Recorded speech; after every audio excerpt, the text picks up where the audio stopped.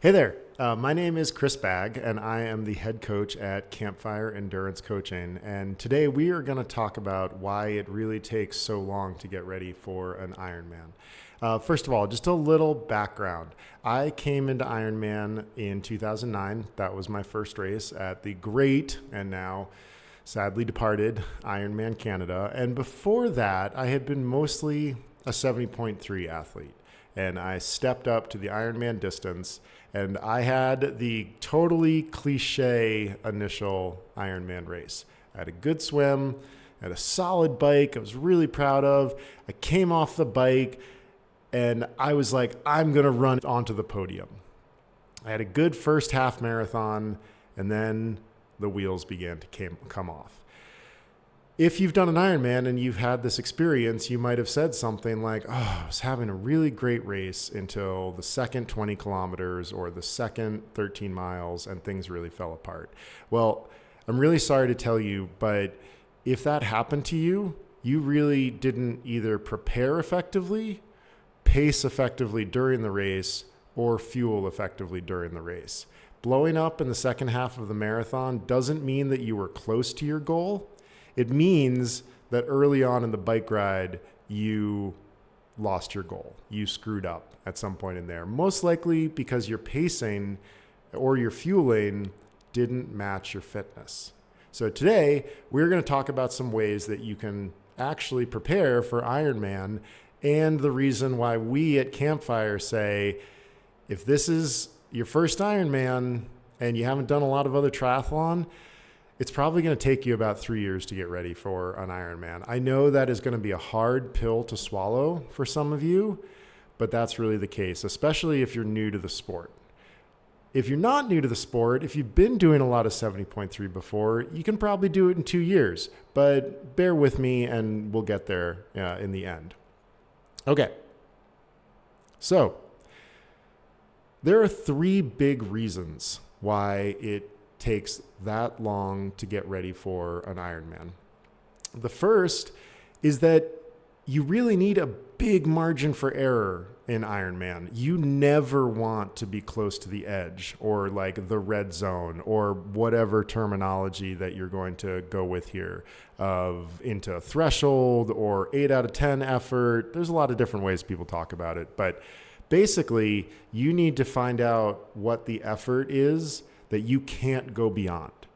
And most people who want to qualify for Kona think that doing an Ironman is about going hard, and it's not. It's really about not slowing down. So you need to build a body that is able to not slow down for 9 to 10 hours. That is a massive ask. So if you're not in a place yet where you can move your body at a kind of moderate intensity for 9 to 10 hours, and that will be fast enough to get you your spot, you need to keep training. You need to keep adding aerobic fitness, endurance, all of the stuff that makes you a better long distance athlete. So that takes time. That takes a lot of time. It takes a lot more time than people think. Second big reason, you need to be able to pace effectively on race day. This is where a lot of people go wrong. It's where I went wrong in a lot of my early Ironman racing. And what this means is that you need to figure out what that intensity is that you can hold for long periods of time. Doing well at Ironman really means being able to run effectively after swimming 2.4 miles and riding 112 miles. If you can swim 2.5 miles and then ride 112 miles and still run an effective marathon, which is what it's going to take to qualify for Kona, you are a very, very fit person and you have paced really well. So you need to know, again, what is too much in order to actually accomplish your goal, and make sure that you never go over that during the race. And Ironman is just littered with people that say things like, oh, I was biking so strong early on, and then, things sort of started to fall apart. We'll come back to that at the end. But if you are losing power over the course of an Ironman, you are probably not pacing effectively. So this takes practice. Okay, and the third big thing you need to do is you need to be able to fuel effectively. Lots and lots of people who miss their goal miss it because they have messed up their nutrition. They either lost a bottle or they forgot when they should be eating, or what happens more often is that people don't practice their nutrition.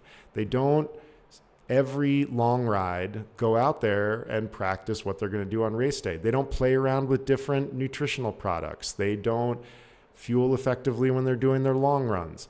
It's so important to practice it because it's just going to get you in a better habit.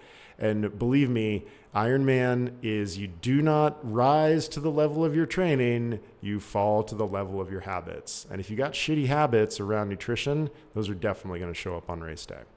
So, okay, how do we do it?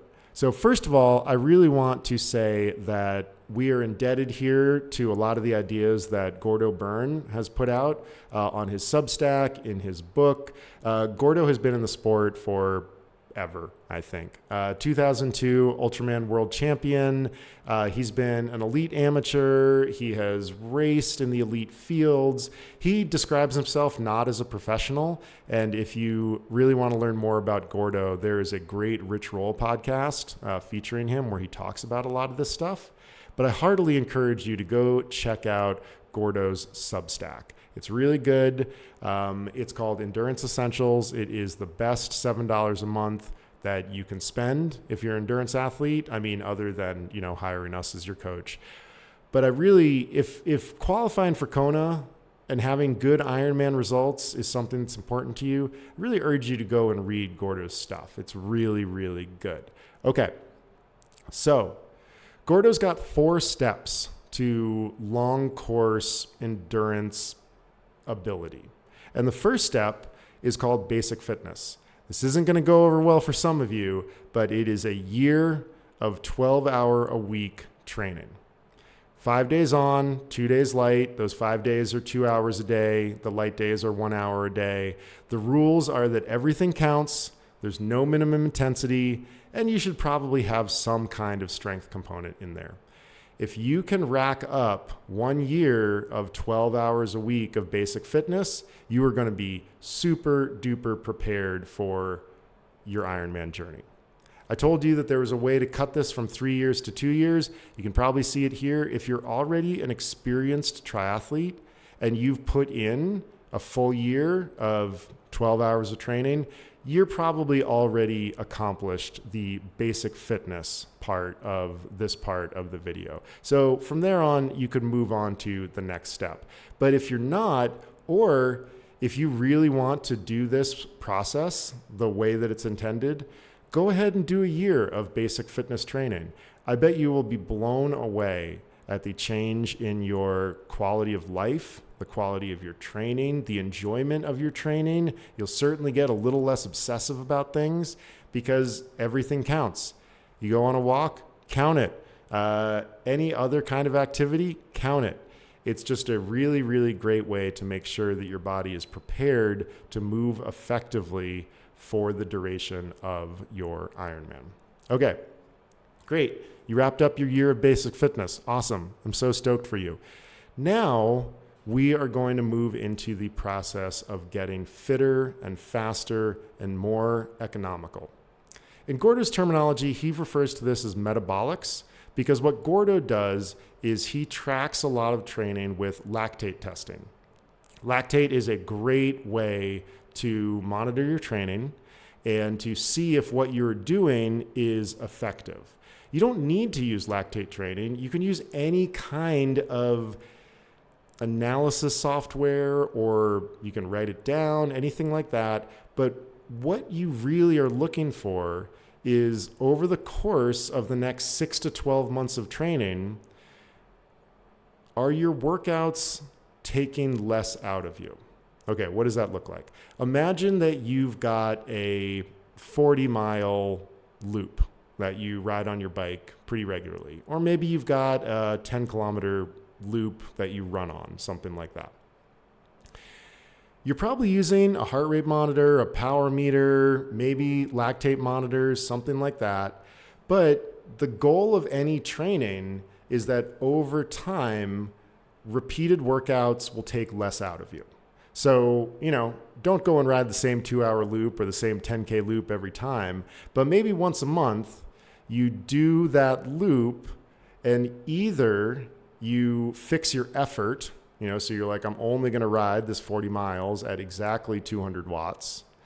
You can also do it by heart rate. I'm only going to sit at like 140 to 145 beats per minute. Heart rate is very variable, so I'm just picking numbers out of thin air here. And if you pick the effort to sit on, then as you get fitter, you should go faster at the same intensity. You can also do this with heart rate and power. So if you are getting fitter, your heart rate will probably stay the same, but your power numbers will go up, which means that you are able to do more work at the same effort. This is why we really urge people to use heart rate monitors and power meters together. You can do this with running as well. You can run at the same heart rate. You can go out and do that 10K loop at the same heart rate and see if you get faster over time. If you don't have a power meter for running, and also we don't really believe in those things quite yet, pace or speed is the corollary for power in terms of running. So, if you think about power as something you create on the bike, think about speed as something that you create on the run. So, you go out and you do your 10K loop, you run at 145 beats per minute. It takes you 45 minutes. A month later, you go out, you run your 10K loop, you run at 145 beats per minute. Oh my gosh, it took you 43 and a half minutes. You're getting fitter. Your metabolics are improving. And this is where lactate testing really helps, because you can do repeated lactate tests over time. And as you get fitter, you are going to generate less lactate at the same intensity. So when you graph out lactate, it's a curve that goes up. Usually we've got power on the x-axis, and then we usually have lactate and or heart rate on the y-axis. And so the lactate curve kind of looks like this. As you get fitter, that whole curve is going to shift to the right in your graph. And what that is just showing you is like, oh, when I did that ride a month ago, it took this much out of me, but now it takes less out of me. And you're going to want to do this process in all of your sports over 6 to 12 months. A good coach or a good training program is going to do this for you. Gordo has kind of codified it into this metabolic section because that's what he's kind of monitoring there. And everything that he does is about making sure that there is a lower physical cost to your body, which is why metabolics are really useful. But you don't need it to have that level of granularity. As long as you are doing a training program that is building on the basic fitness part, so you're probably, seeing volume go up over time, and you're seeing your paces and your powers or your lactate, all of that improve over the course of this training cycle, whether it's 6 months, 9 months, 12 months, whatever, you're headed in the right direction. So that is step 2, which is the metabolics part of it. Gordo's third step is called work capacity. It's got kind of 2 elements to it.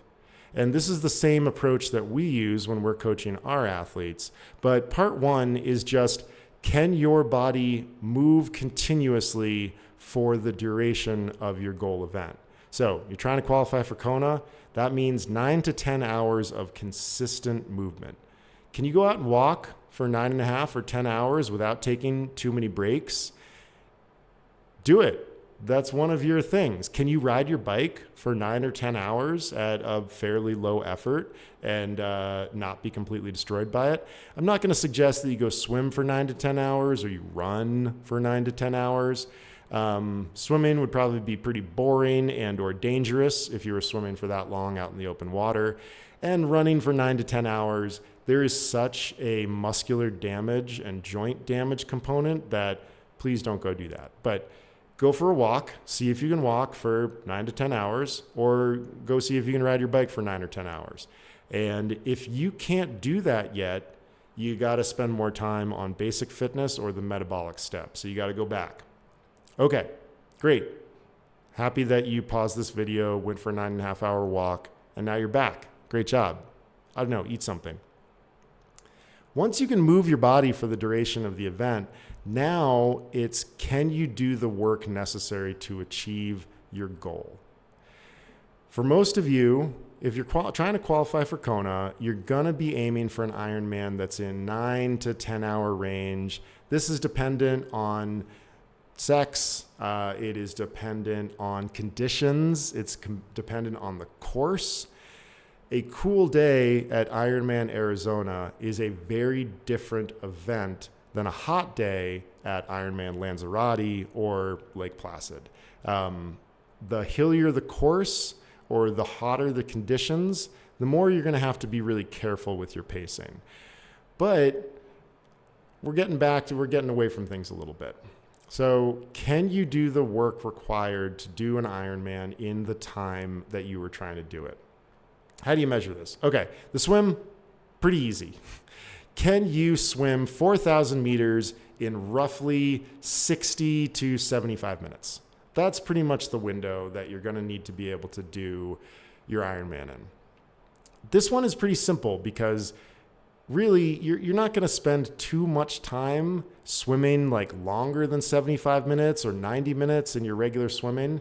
So a lot of the time, you're going to be swimming the Ironman distance every time you go out and do a swim workout. But a easy 4K is a lot different than a hard 4K. So just make sure that you're able to swim 4,000 meters at the pace that you think is going to be necessary to qualify for Kona. If we're talking in meters terms, this is going to be able to swim for 4,000 meters between like 130 per 100 meters up to 145 per 100 meters. If you're in a yards pool or a yards convention, just take 10 seconds per 100 off of those. 120 to 135, maybe 140. Again, the lower you are towards the bottom of that range, the better things are going to go. And if you're not there yet, just keep training, keep adding time, keep adding distance, and keep tracking your progress. If you're not seeing progress in the swim, you probably have a technique fault, and call us for a swim analysis. Okay, the bike. Can you ride the power you need to ride over the course of probably 4 hours and 50 minutes up to the high fives? Again, sex and course and conditions dependent. The bike is kind of the easiest one because you're going to be able to figure out how many kilojoules that you can afford to spend before you start to get tired. This is something that you can track on your bike. But, probably a very effective way of doing it is cobbling together workouts where you're just extending the amount of time that you spend at Ironman intensity. Eventually, 2-3 months before your goal race, you should be able to ride 112 miles at the pace or power that you're going to need to be able to do in order to have success. Building that fitness, that's the big part, the bike fitness. It's so important. I can't tell you how important it is. And if you're not getting that kind of robust training that's going to make a 5-hour ride at a moderately hard effort very doable, you're not ready to qualify for Kona. Keep training, keep adding time, keep lengthening out your long ride. Can you add a second long ride, like a 3 to 4 hour ride in the middle of the week? Can you negotiate a shortened workday on Wednesdays and get out for another longer ride? That second ride, if you've got a 3 to 4 hour ride on your calendar and then a 5 to 6 hour ride on the weekend, you're getting close to 10 hours of cycling on just those 2 rides alone. And honestly, if you're going to qualify for Kona, you're probably going to need to average over 10 hours of riding every week. That's a generalization, I know, but really more is more in this particular case until you get hurt. We don't want that. So more is more in your training weeks, less is more in your recovery weeks. And then finally, can you run the distance in the time you need to run after you have done a lot of other work. So how are we going to do this? Whenever we talk to athletes that are getting ready for a marathon, they usually say things like, well, I really feel like I should run a marathon before I run my marathon. Don't do that, especially not for an Ironman. Don't do it for a marathon. Really don't do it for an Ironman. What you're going to do for an Ironman is you are going to, during this phase of training, the sort of the last year before your goal event, is you are going to slowly shrink the number of days over which you spread out an Ironman distance. You're not going to do this every week because you're hopefully riding a fair bit more than 112 miles per week and probably running a little bit more than 26 miles a week and certainly swimming more than 4K a week. But as you begin to get closer to your event, maybe you do the distance of the Ironman spread out over 5 days. You know, you start on Wednesday, and from Wednesday to Sunday, you get in 4K of swimming, 112 miles of riding, 26 miles of running. That's going to be pretty easy. But now you're going to start shrinking those days until we get down to the last few months before an Ironman. And you're going to do a 4K swim on Friday. You're going to do a 90-minute ride on Friday evening with a short run off the bike. You're going to do a monstrous ride on Saturday with a slightly longer run off the bike. And then you're going to run around 20 miles, 22 miles on Sunday. That is going to be over the distance for an Ironman. But if you can do your goal intensities or goal paces spread out over 3 days, then you're probably pretty close to being ready for an Ironman. Now, I know a lot of you are going to want to do this in a shorter amount of time. And I would really urge you to not. If you've been doing 70.3s and Olympic distances and marathons and cycling events for a long time, great. Go ahead. Cut out the basic fitness phase, even though I think that phase sounds really fun.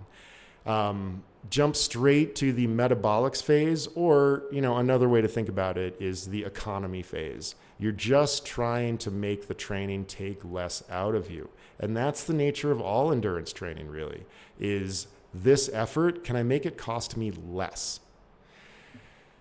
Then once you're done with that metabolics or economy phase, then you're just trying to build up your work capacity. Can you move your body for the time you need? Can you do the work required in the time range required? And then finally, can you build your ability to finish your workouts and your races strong? So in that last hour of your Ironman bike, can you raise your power a little bit? In the second half of the marathon, instead of blowing the F up, can you raise your effort a little bit in the second half of the marathon? You're not going to be able to raise your pace. What happens in an Ironman marathon is maybe pace creeps up a little bit in the first 3 or 4 miles as you begin to kind of work your way into the run. Then pace is just going to level off for a long time as effort continues to climb. And then that last 6 miles, it's about slowing down as little as possible. But in order to slow down as little as possible, you are going to be working very hard. We need to account for that, and we need to practice it. So you don't have to finish every workout hard. That is a recipe for disaster, injury, overtraining, all sorts of bad things. But you need to train this part of your engine. One workout that we really love to do at Campfire is a fatigue resistance workout. You're going to hear more about this in an upcoming video. But basically, you have to go out, ride moderate intensity for 4 hours, and then you have to ride as hard as you can for an hour. Most of our athletes really love that session.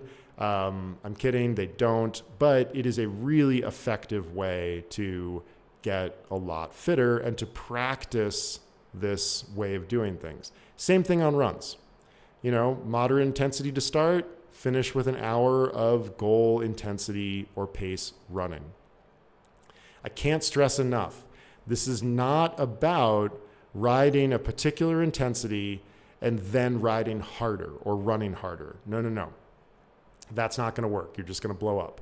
This is about taking the first 3/4 of the bike split or the run split or whatever workout you're doing, the first 3/4 easy enough so that you can lift your effort in the final 1/3, 1/4 of the race or the workout. That's really what we're after, is enough control early so that you can go harder later.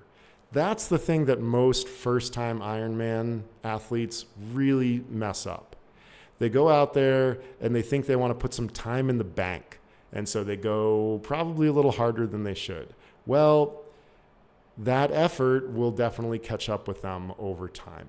And so one of the aspects of training effectively for an Ironman is learning how to go easier early so that you can go hard later. So that's it. This is the reason why it takes so long to prepare effectively for an Ironman. I hope this wasn't disheartening for all of you guys, but let me know in the comments, and go ahead and at me. I'm always happy to talk, discuss, argue, debate, any of this stuff. I really enjoy talking about it. But we've got some good ethos, some good credibility by talking to and about Gordo. This works. This is the process that we use when we are preparing athletes for Ironman at Campfire. I hope this is really helpful. Please don't forget to go ahead, hit subscribe, and let us know what you thought.